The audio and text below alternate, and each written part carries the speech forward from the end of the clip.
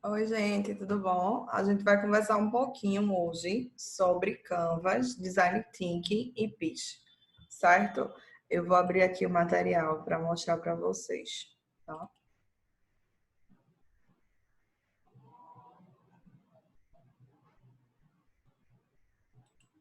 Então, eu vou começar aqui por esse conceito de Lean Startup, né? Que é baseado no conceito de método científico e desenvolvimento de clientes, né? Uma adaptação do PDCA de administração, né? Que é Plan, Do, Check e Act, voltada para a criação de negócios inovadores. Essa metodologia é uma metodologia que eu gosto muito, né? Uma metodologia desenvolvida por Eric Ries, nesse livro dele, A Startup Enxuta. Inclusive, esse livro é um livro que eu gosto muito. Se vocês puderem comprar, eu acredito que vale super a pena, né? Aqui ele até fala, a maioria dos produtos não fracassa por causa da execução insatisfatória, mas sim porque a empresa está desenvolvendo algo que ninguém quer.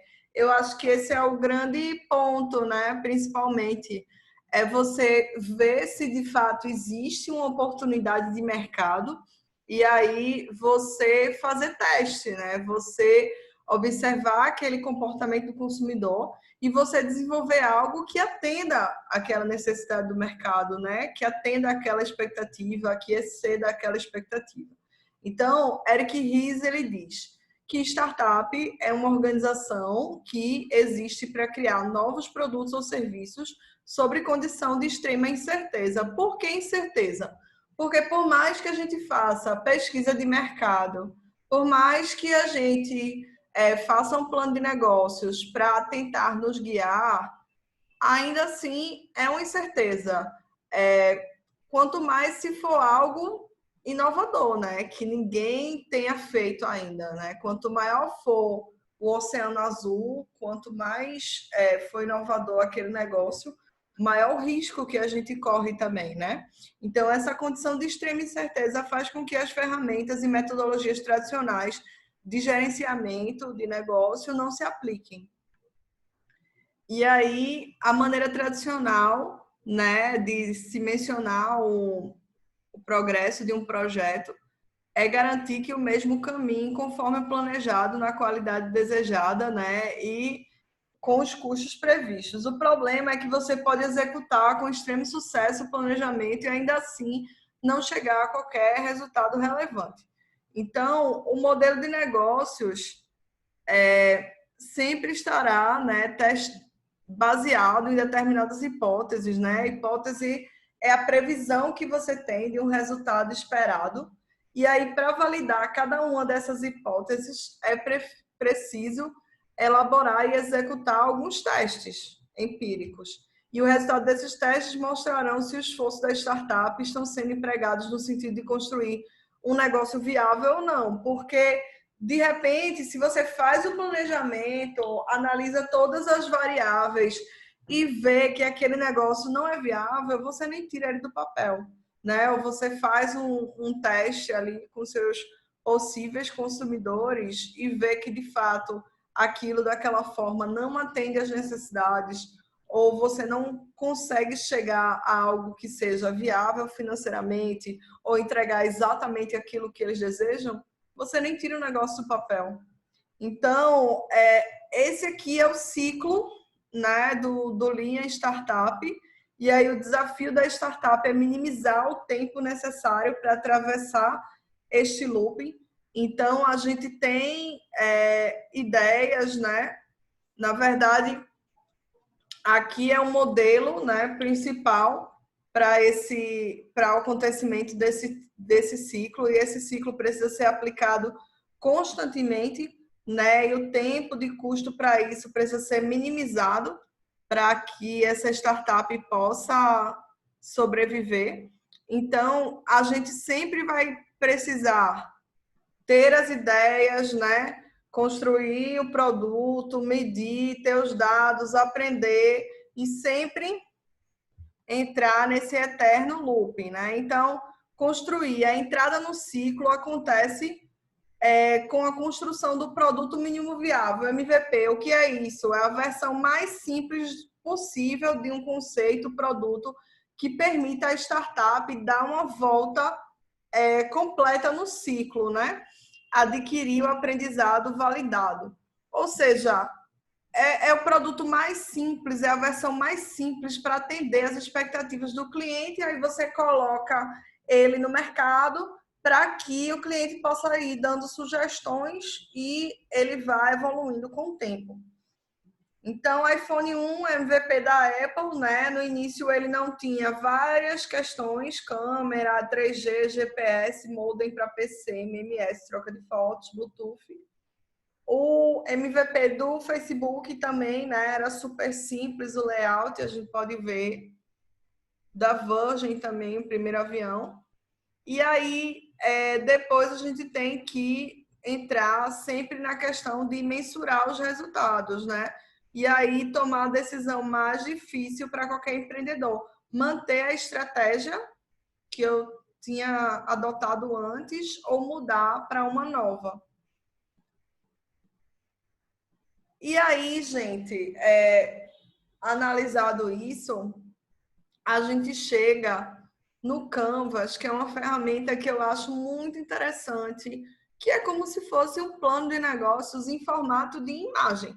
É a gente visualizar a estrutura do nosso negócio com as principais ferramentas em formato de imagem. Inclusive, a gente pode até chamar os funcionários da nossa empresa e pedir para que eles construam junto com a gente o nosso Canvas, sabe? Eu acho que por isso é tão interessante e é tão prático, sabe, essa ferramenta.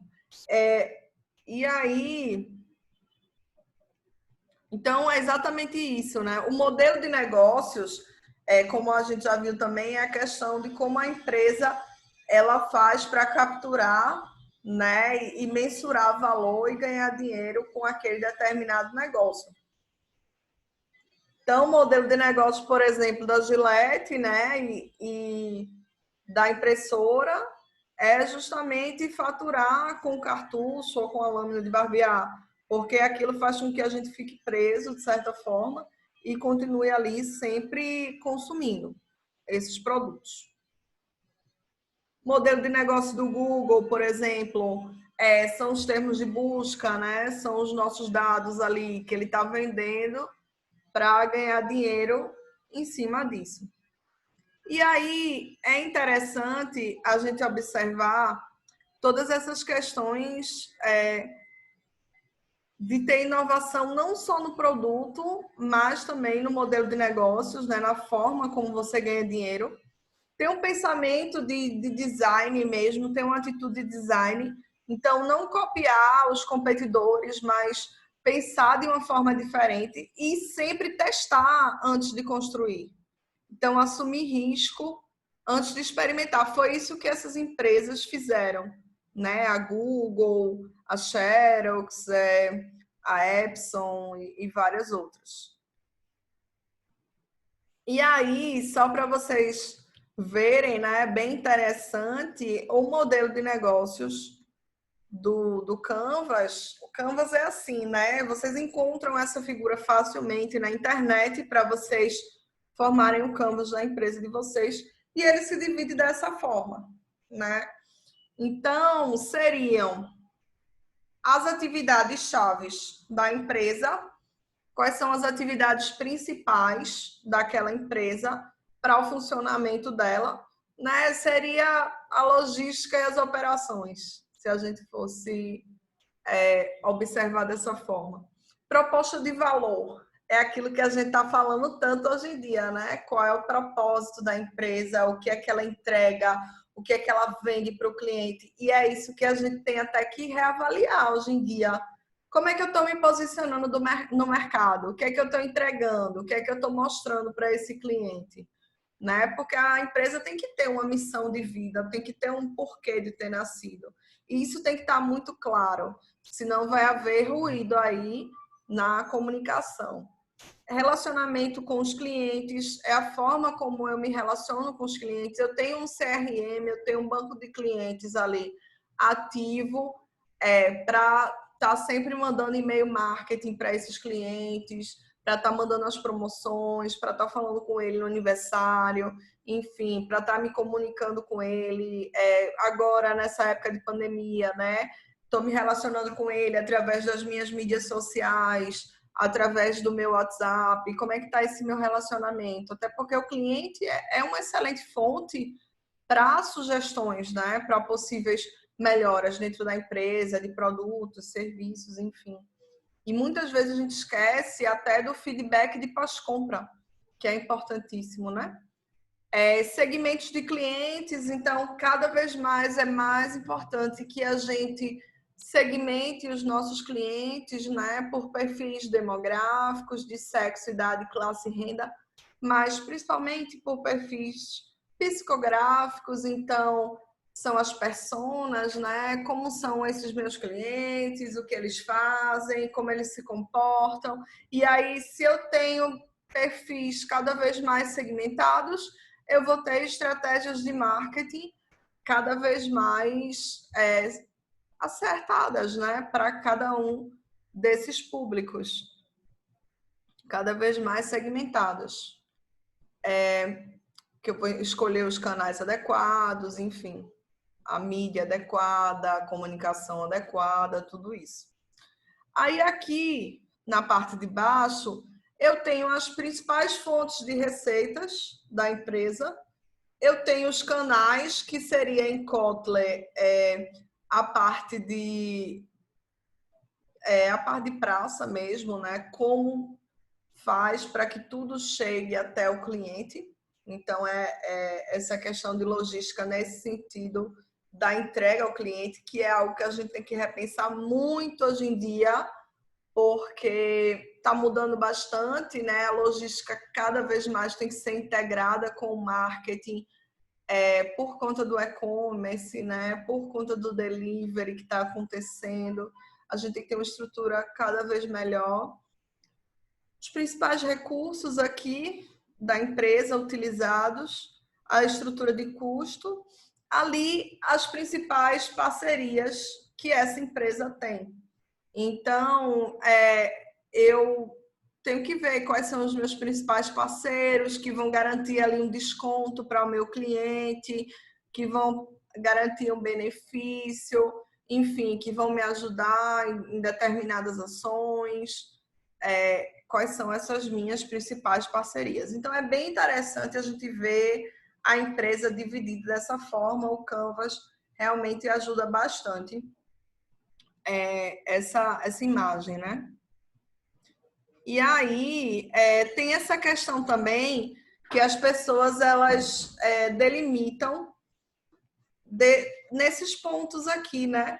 Que a gente consegue ver aqui a parte do cliente, né? Oferta, clientes, né? Que é relacionamento, a parte da entrega do produto, oferta, que é aquilo que eu ofereço ao meu cliente, a minha proposta de valor. Aqui a infraestrutura e embaixo seria toda a parte de finanças, né, da empresa. E aqui esse modelozinho, né, que você pode preencher. Isso aqui vocês encontram na internet facilmente. Então, realmente ajuda bastante. Aqui é uma reflexão para a gente fazer que é super interessante, que cada vez mais isso vai vir à tona, que é a questão dos bastidores e do palco, né? Eu acho que o Walt Disney sempre pensou muito nisso, que se a gente não tem uma empresa bem estruturada, bem organizada, com os procedimentos bem feitos, né? Com a equipe bem treinada, bem integrada, o cliente vai perceber isso no serviço final que é prestado. Então, por exemplo, agora na quarentena, serviços de delivery que estão sendo prestados sem os devidos EPIs, né, de alimentação, com a embalagem errada, com a pessoa do aplicativo entregando sem máscara, enfim. Tudo isso o cliente vai observar, o cliente está com muito medo e vai acabar afetando diretamente a imagem da sua marca. Então, são coisas que a gente vai ter que repensar Inclusive, a gente vai ter que começar a pensar em questões de pagamento por aproximação, né? Pagamento antecipado, porque as pessoas estão com medo de pegar em dinheiro, com medo de ter contato com outras pessoas. E aí a gente vai ter que ir mudando essas questões de relação de compra e venda e também observar esses hábitos de consumo, né, que estão acontecendo. Porque isso vai impactar no serviço final que está sendo prestado. Né? Aí tem algumas pessoas que dizem, né, essa questão do hemisfério esquerdo, que seria a lógica, e o hemisfério direito, né, que seria o direito seria o valor e o esquerdo seria a eficiência do lado do cérebro, né? E aí é isso, a gente pode estar aí preenchendo todas essas questõezinhas com post-its para facilitar todo o processo. Aqui, né, um exemplo.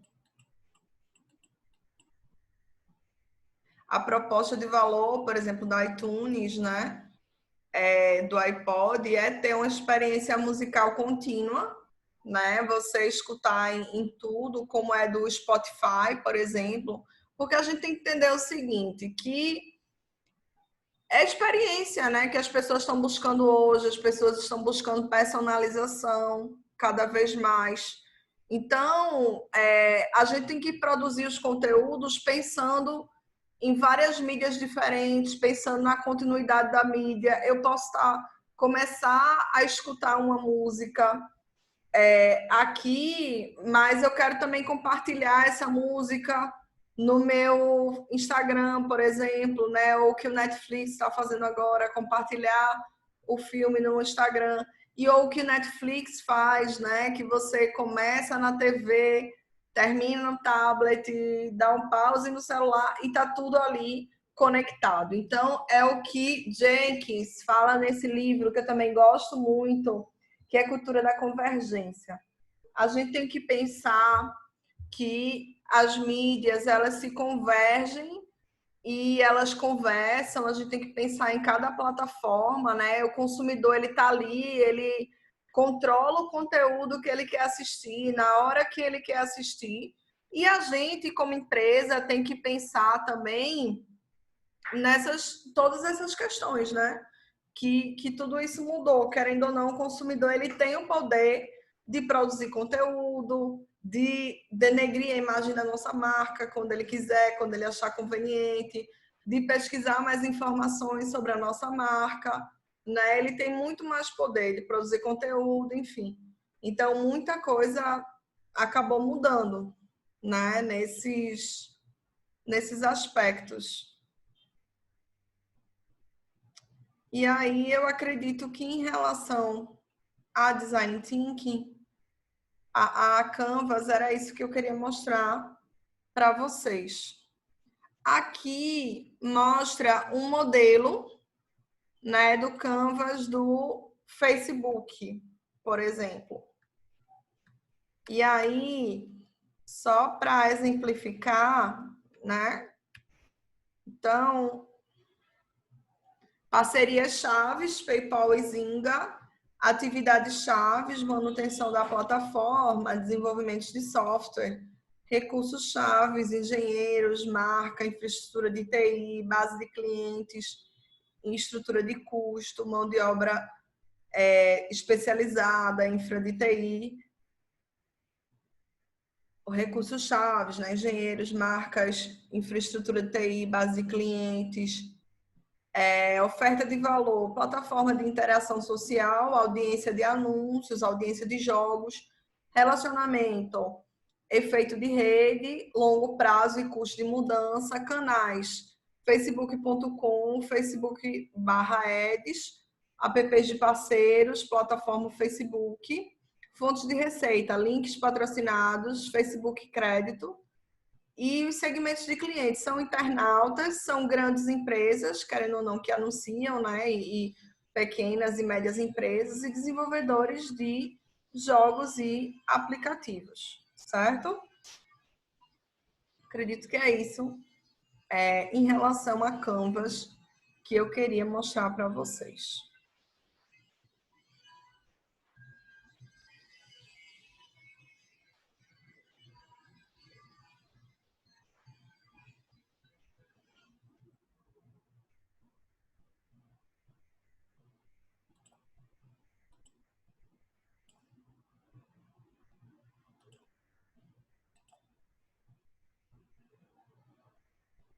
Agora eu vou abrir a questão do Design Thinking, que é uma ferramenta que eu gosto muito também. Certo? Então, aqui.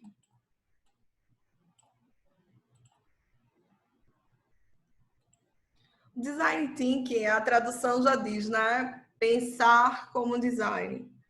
Então, é você realmente se colocar no lugar do usuário antes de desenvolver algo.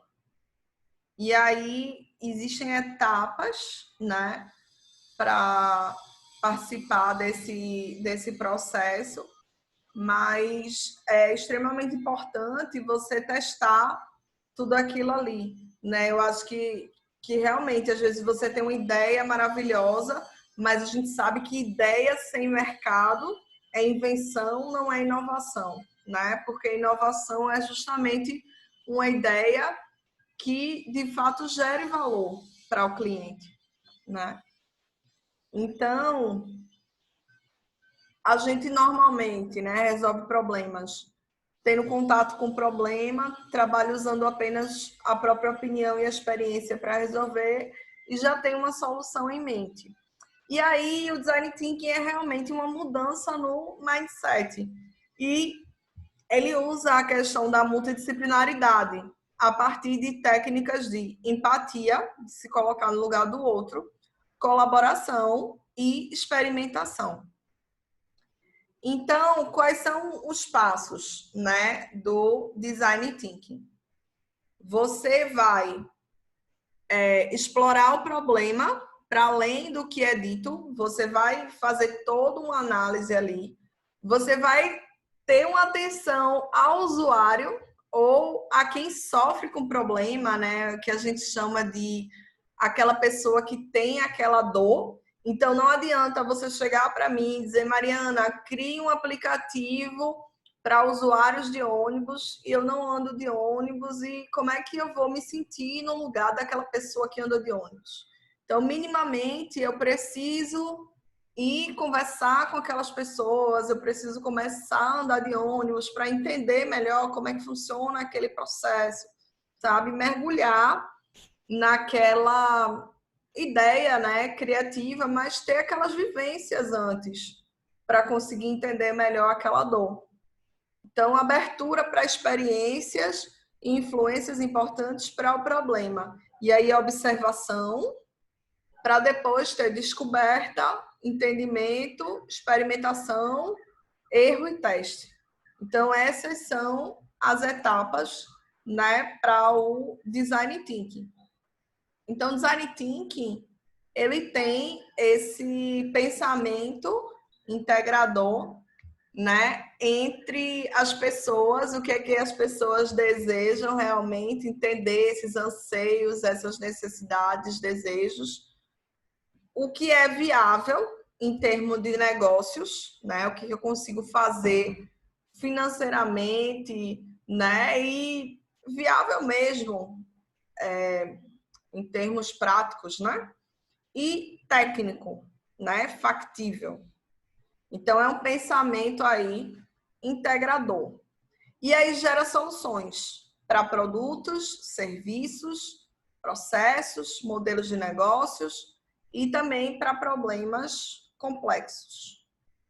E aí é muito utilizada essa ferramenta dentro das organizações, tanto para a criação de produtos, quanto para a criação, né, de serviços, modelos de negócio, redesenha processos dentro das empresas, analisa os modelos de negócio das áreas, faz parte também de projetos de inovação, metodologias de consultorias. Então, como é que funciona, né? Primeiro você entende a situação, aquela situação, né, aquele problema, a gente cada vez mais, dentro das empresas, a gente vai trabalhar nesse sentido, resolvendo problemas, né? E por isso que é importante essa questão da multidisciplinaridade, dos olhares diferentes. Então, primeiro a gente entende aquela determinada situação, depois a gente observa, define, idealiza, prototipa e testa. Essas são as fases do design thinking. E aí, ter empatia, né, significa se colocar no lugar do outro, despir-se de pressupostos e compreender o contexto e as ações do outro, acolher, assimilar e acomodar perspectivas alheias.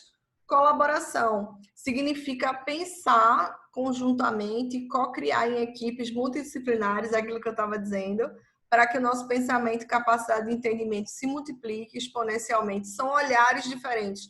Cada vez mais essa questão da colaboração, ela vai crescer, né? E da empatia também. Porque os problemas eles estão ficando cada vez mais complexos. Então a gente precisa de olhares de outras áreas, né? Essa questão da tecnologia, ela está cada vez mais no nosso dia a dia. Então a gente precisa de pessoas de TI, de pessoas de direito, de pessoas de negócios, enfim, trabalhando cada vez mais juntas. Experimentação.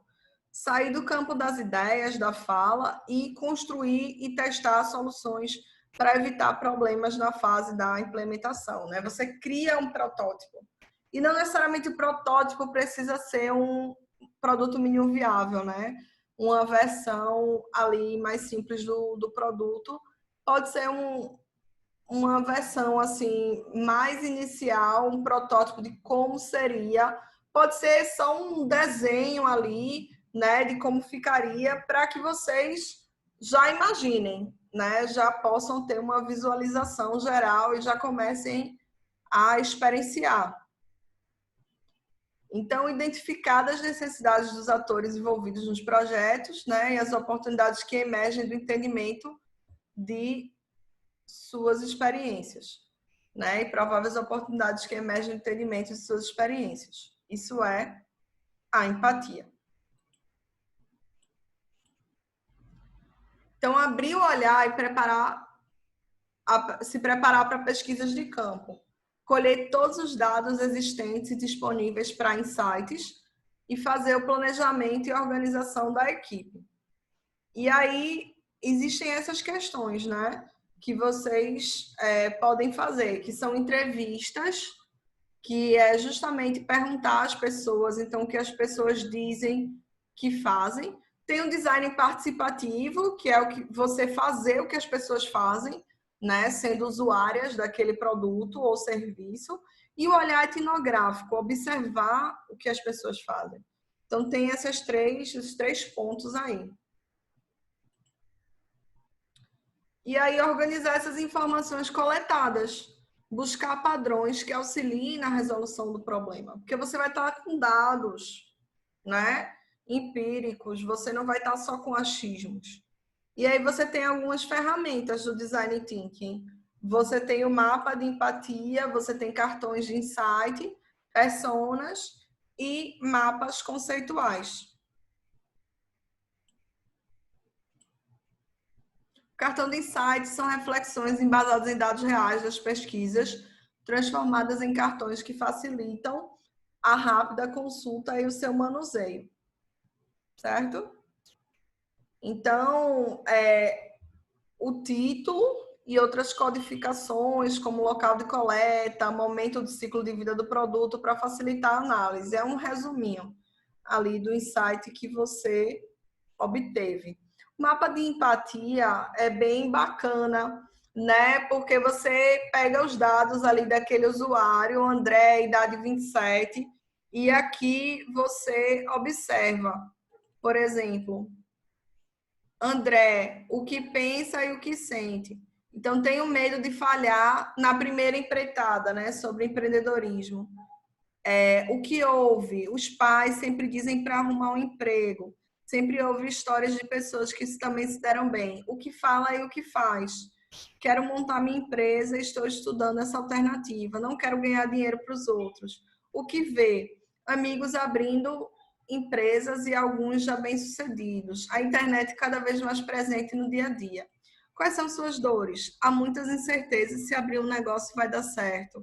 Não sei por onde começar, o que fazer primeiro. Quais são suas necessidades? Preciso começar logo hoje agora. Então, para eu montar uma persona dele, né, isso aqui vai me ajudar muito para eu traçar esse perfil do comportamento de André, já que eu entendo melhor o que ele pensa e sente, o que ouve, o que vê, o que fala e faz. Né? Então, o mapa de empatia me ajuda bastante.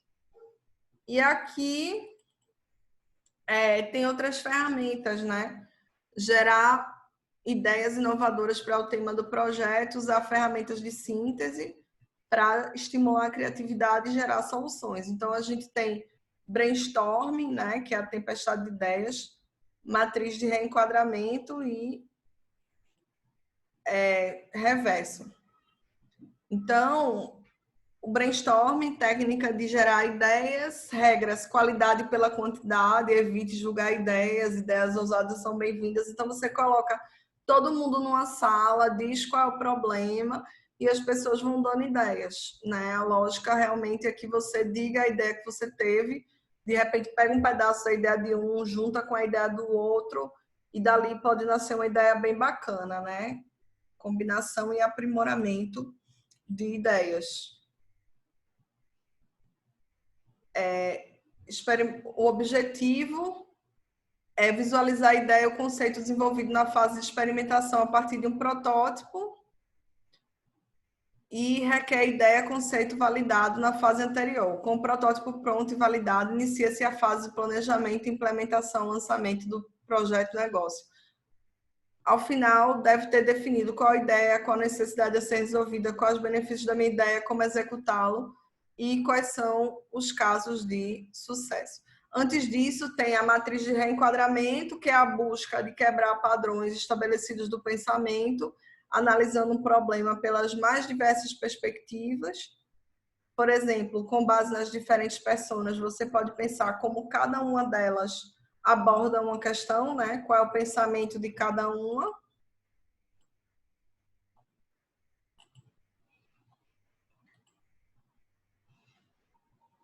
E o protótipo, né, é construído para testar um conceito, produto ou processo, transformar a ideia em algo mais próximo da realidade, mostrando suas funcionalidades para o problema. Então, é para mostrar um conceito, apresentar soluções, testar e validar antes de implementar, dar o feedback dos usuários, acho que é o mais importante, né, para dizer se isso aqui é realmente anatômico, se eles acham que é de um plástico reciclado, tudo isso. Se é de baixo custo. Então, aqui, ó, por exemplo, né, isso aqui pode ser uma prototipagem, né, são já os sketches, né, que são, ou wireframes, rascunhos das telas dos aplicativos. E aqui seria o processo mesmo, né, do design thinking. Então, primeiro é empatia, aprender sobre as pessoas, né? Depois a definição, definir um ponto de vista baseado nas necessidades dos usuários e insights, né? Depois você idealiza, faz o brainstorming para escolher soluções criativas. Depois você prototipa, constrói representações das ideias e apresenta. E por último faz os testes, né? Então eu acho que basicamente é isso também que eu queria mostrar para vocês, certo? E aí, por fim, eu queria mostrar a questão do pitch.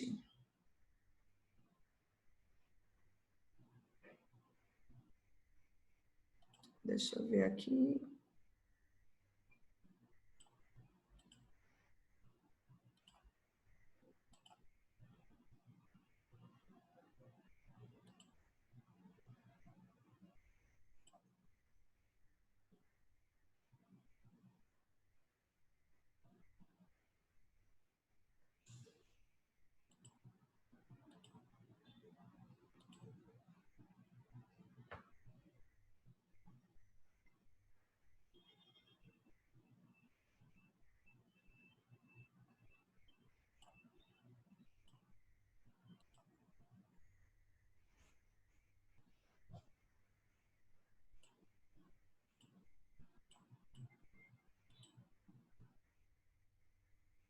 Pronto, agora abriu o pitch.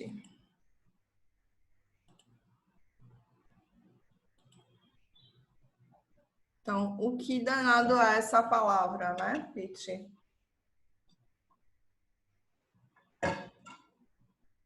Uma apresentação que organiza as informações de uma forma rápida, objetiva e persuasiva, com foco na busca por investidores ou sócios. Você sempre tem que saber, como empreendedor, quais são os pontos principais da sua empresa, né? O que a sua empresa vende. E você tem que ter esse discurso bem alinhado na sua mente, porque você pode acabar encontrando um possível investidor ali, ou um possível cliente, enfim, que pode estar te fazendo perguntas, e principalmente na área de computação, isso é muito comum, você participar de mesas para estar ali pedindo investimento, e aí você tem que vender o seu produto de uma forma muito rápida, né? Ou a sua empresa. Tem até aquele produto, aquele programa que fala muito sobre isso, que é o Shark Tank Brasil, né? Tem o De Frente com Tubarões, brasileiro, e o Shark Tank, que é o americano. Então, é bem interessante isso, a gente saber persuadir, saber argumentar e vender a nossa empresa. Então, até diz, né? Um elevador pitch tem a duração da passagem de um andar para o outro, 30 segundos a 1 minuto. É importante que o empreendedor seja preparado para falar sobre o seu negócio em situações do dia a dia. Assim, o pitch ser algo rápido, né? Então, terá sucesso quando o investidor se interessar pelo negócio ou uma banca avaliadora compreender os pontos centrais do negócio sem informações confusas ou incompletas, né? Então, a gente tem que ver ali quais são os pontos mais importantes para a gente salientar sobre aquele negócio e ser bem objetivo e, ao mesmo tempo, persuasivo, né? Então, utilize esquemas visuais, Smart Art do PowerPoint, por exemplo. Monitore o tempo da apresentação. Normalmente, a gente usa 2 ou 3 minutos por slide. Então, é importante a gente sempre treinar isso. E mostre que pode resolver o problema identificado, né? Sempre é isso, assim. O nosso produto ou serviço, ele resolve o problema das pessoas. Então, você tem que mostrar como e qual é o valor que você gera para as pessoas. Essa é a essência do pitch, realmente, certo? E aqui, né, tem falando, então, o seu negócio, como você vai resolver, né, aquele problema, quem vai fazer o quê, qual é o retorno daquele investimento, né, que aquela pessoa quer saber quanto você vai precisar, para onde você vai destinar cada verba, por que aquele negócio, né, e o que você vai resolver. Então, esses são pontos, assim, cruciais. E aí é importante sempre você usar imagens, vídeos, demos, protótipos, obviamente sempre testando tudo antes, pouco texto, explicações objetivas, e sempre é importante ir treinando, né? A primeira apresentação nunca sai como a gente deseja.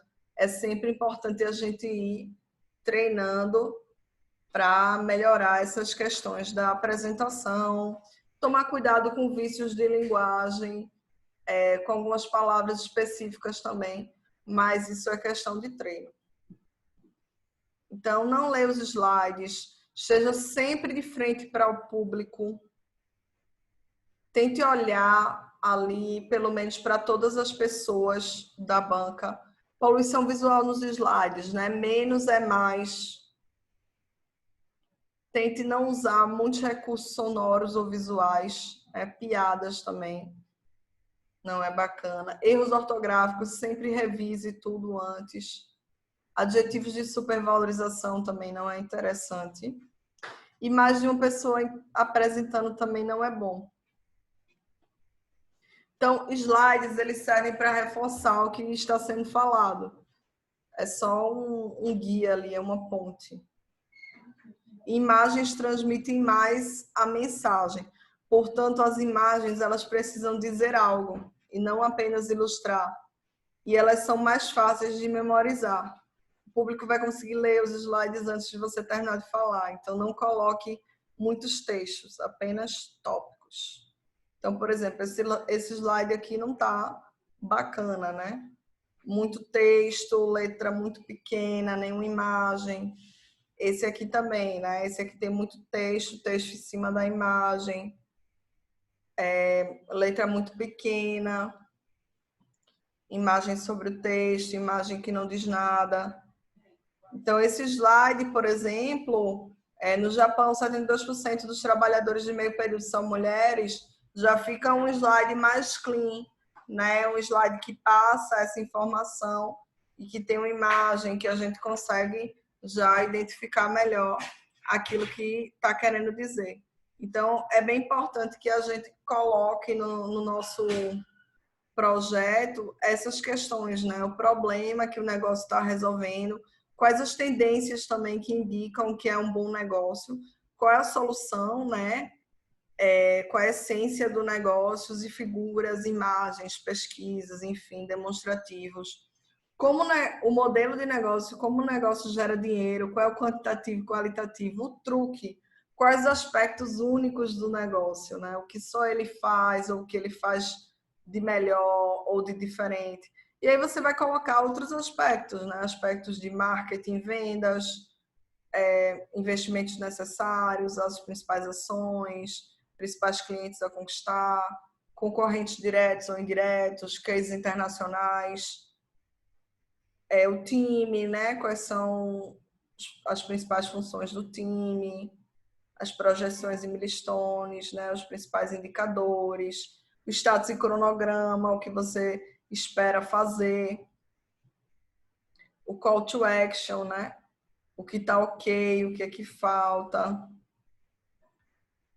Então, isso aqui, minha gente, é importantíssimo, né? Eu acredito que planejamento é tudo. Então, não se controla aquilo que não se mede. Você tem que estar muito claro o que você quer, quanto você já investiu, o que é que você tem, o que você pretende fazer. Acho que um dos maiores erros assim dos empreendedores é justamente misturar o dinheiro pessoal do negócio com o dinheiro próprio. Enfim, não se planejar. Então, a gente tem que ter muito claro essa questão dos controles, né? E aqui tem alguns pontos, né? Por exemplo, eu sou um negócio B2B, eu vendo business to business, empresa a empresa ou business to customer, né? Empresa a cliente, eu faço os dois, porque aí minhas estratégias são completamente diferentes. Eu vendo diretamente para o cliente ou eu vendo através de canais, né? Por e-commerce, ou eu faço os dois. E como é que são minhas estratégias para isso? É web ou é convencional? O meu negócio tem alta ou baixa escalabilidade? Como é que eu faço dinheiro? Já é um modelo provado, testado? Qual é o wannabe? Então, são fatores assim importantes, né, que eu tenho que estar avaliando sempre, né? Qual é o interesse do mercado financeiro, o crescimento em potencial, o tempo e custo do desenvolvimento do produto, as despesas, concorrência, se tem retaliações dos competidores atuais, flancos potenciais para novos competidores, disponibilidade, potencialidade e pontualidade de financiamento, qual é o capital de giro, né, que eu tenho para esse negócio, enfim, quais são os financiamentos que tem disponíveis. Então, se eu não conheço os riscos, eu também não conheço desse negócio. Então, é isso. Eu tenho que saber toda essa questão da empresa, né? Como esses recursos são empregados, quanto está à venda, enfim, quanto eu vou querer de investimento. Então, são fatores assim importantes que a gente tem que analisar. Mas era isso que eu queria conversar com vocês hoje, certo? Espero que vocês tenham gostado. Beijo para todo mundo.